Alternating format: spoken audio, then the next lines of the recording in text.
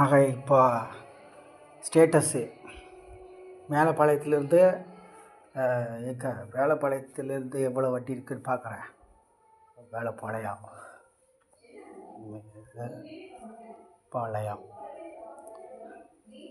Afternoon 2 தருவையிலேருந்தே வந்துச்சு மேலப்பாளையம் போகிறதுக்கு. இப்போ வெயிட் பண்ணிகிட்டே இருக்கேன், ஒன்றும் வரலை. பரவாயில்ல, பார்ப்போம். ஆக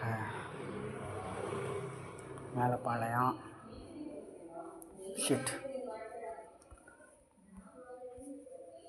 மேலப்பாளையம் நியூ பஸ் ஸ்டாண்டு,